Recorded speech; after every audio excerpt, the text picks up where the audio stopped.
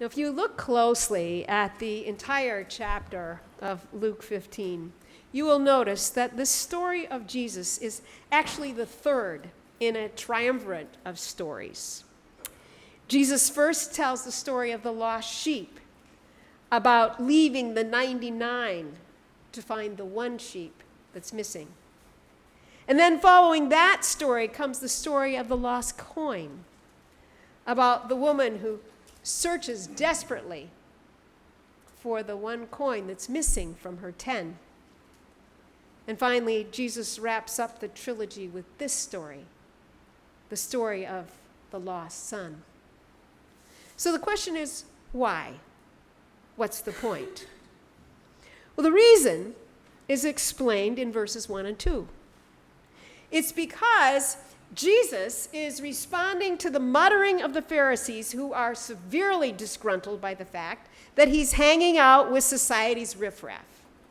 He's hanging out with the outcasts. Preaching to them would have been one thing, but Jesus is apparently enjoying their company, thereby compromising his role as a respected teacher of the Jewish faith. But in this single parable, Jesus responds by offering them 3 sermons in one. The first sermon is from the vantage point of the prodigal son. It's to those who are standing there listening to him, feeling as if they are every bit the outcast that's described. And he tells them that those who have gone astray, that their sins may estrange them from God. But then through this story, he tells them that never can they estrange God from them. And then the sermon for the elder brother. He tells them who are quick to judge and even quicker to condemn that they are going to be poisoned by their own venom of resentment. And finally, he reminds his audience who God is, that he is in essence extravagant love, and his love is unconditional. What I think is unusual about this story, and I wish it were a little different, is that the story doesn't end very conclusively. It's, in a way, like playing the 7th note of the scale, do, re, mi, fa, sol, la, ti, and then you go on to something else. The story is never resolved. Does the brother stay home? Or maybe to the point, does the prodigal son leave home again? What becomes of him? What does this generosity do to that boy? Well, that question we'll never know. But that wasn't important to Jesus, because what Jesus was trying to tell them was that the constant is the generosity of the Father's love. I used to think that the parable of the prodigal son was just that, about a prodigal son. And every time I heard it, I would recall my own sojourn as a runaway. I would remember the time that I was 8 years old and very unhappy about a particular domestic situation.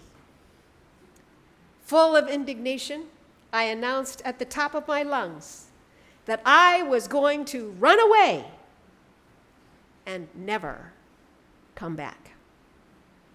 It was important for me to make that point very clearly. The response wasn't quite what I hoped it would be.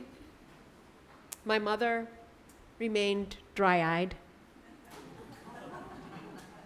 There were no protests. In fact, I distinctly recall my younger sister jumping up and down at the prospect of inheriting my upper bunk. So, with great indignation, I slammed the front door and resolutely headed off to my own far country, which, as it happened, was next door under a pine tree in front of the church. I'm guessing that I managed to stay outside for about an hour, by which time the mosquitoes got to me and forced me to slink back home to my new place of residence, the family bathtub. What I recall of that homecoming was first embarrassment at my early return. but also gratitude, because I had a place where I belonged. I think in the parable of the prodigal son, it was ultimately acceptance that mattered to the prodigal son as it mattered to me then. But as I grew older, I spent more time thinking about the elder brother. The brother who fell victim to that dreadful disease, comparisonitis. That brother who couldn't allow himself to step over the premise that says generosity is impractical or forgiveness is unnecessary. That brother who could not step over his need for compliments. And when he was hurt, he couldn't manage to step over the wounded part of himself that felt wronged. At the end of the story, it was that brother who couldn't step over his personal obstacles so as to bring himself to enter his father's house. That brother lived by the principle of fair exchange. And in contrast to the prodigal son, for whom acceptance was so important, it was control that mattered to this brother. So those are some thoughts on the prodigal son and the elder brother. But bottom line, I truly think that the most important part of this parable is the story of the father. In fact, I often wonder why the parable isn't named the parable of the prodigal father. Because notice how it starts. There was a man who had two sons. Jesus didn't say there was a man who had a father and an older brother. He begins with the father. The father and the younger son bear a resemblance to each other in that they are both prodigal. According to the dictionary definition, the word prodigal refers to one who is characterized by profuse and wasteful expenditure, one who is lavish. And that word pertains to each of them. The younger son is a spendthrift, lavish in his self-indulgence. And the father is lavish in his love and his generosity. Look at what the father does. Here, his son has publicly humiliated him, not only by prematurely accepting his inheritance, but then by having the nerve to blow it all. And when he shamefully returns home, you notice the father cannot do enough for him. He offers him a robe so that neighbors can see that, yes, my boy has been accepted. He puts a ring on the boy's finger and then gives him sandals for his feet. Sons wore sandals, servants went barefoot. And then he has the fatted calf killed. A chicken would have been sufficient. A nice chicken dinner would have been fine. But the father wants to feed the entire village in rejoicing. That is excessive. That is over the top.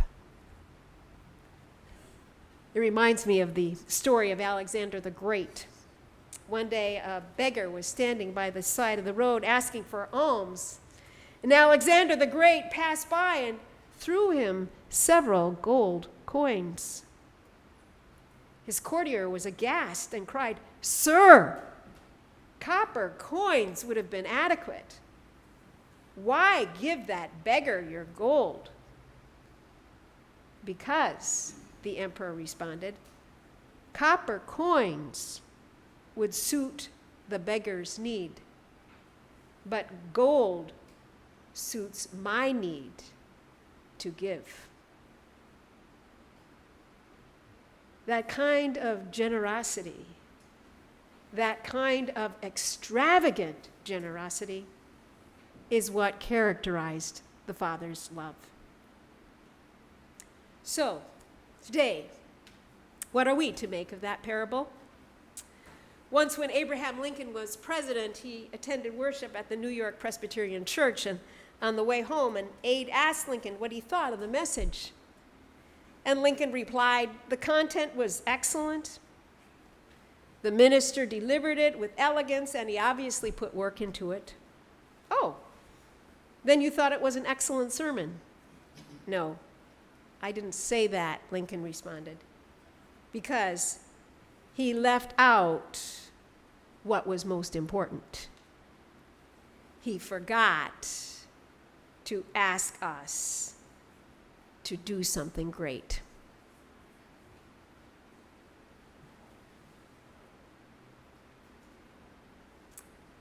Henry Nouwen, author of 39 books, was a prodigal son I studied under in seminary.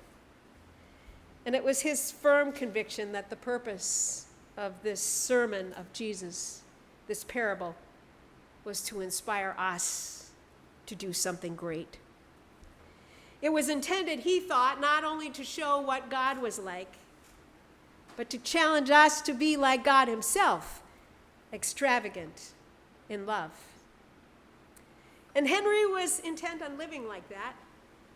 After teaching 10 years at Yale, he took a demotion and taught 5 more years at Harvard.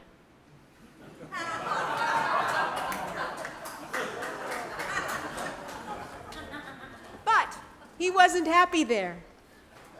He came to the conclusion that seminarians can be every bit as competitive and self-serving as anybody else. In other words, just because you live in a cookie jar doesn't mean you're a cookie. And not feeling that where he was where he belonged, Henry Nouwen went to join the Daybreak community in Toronto, Canada, where he lived with the severely disabled and brain injured. And it was there that he finally found his home. And one colleague remarked, he said, "Henry, why are you throwing your life away? Why are you throwing your brilliance away by living with people who have no academic abilities whatsoever?" "Because," he responded, "I've learned that what makes us most human is not our mind, but our heart. It's not about our ability to think, but our ability to love. And this is where I'm inspired." I have to say, Henry Nouwen lived for me to see a life that showed he was truly a prodigal priest. When I was hospitalized the first time for manic depression, it was while I was in seminary. And I was in the hospital for a month, and my family came down from Massachusetts to see me in New Haven. But in that month's time, none of my friends ever came by, except throughout that time I had one visitor. And my one visitor was Henry Nouwen. And he came and he offered me communion. And then from there, he went to cell after cell after cell, every cell in the whole ward offering them communion if they wanted to take it. It was his goal to live out the life of the prodigal father, and he did that. He loved this parable of Jesus and even wrote a book on it entitled The Return of the Prodigal Son. In fact, he was working on a documentary about the prodigal son when he had a heart attack en route to Russia, and he died at the age of 64. But ironically, it was that parable which had been for him so life-giving and became a part of his greatness.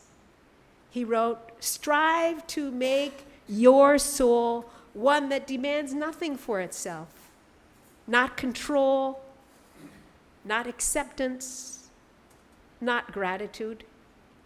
And when you do, then you will have entered the Father's house." Henry Nouwen molded his life after the prodigal's father, and so can you. Amen.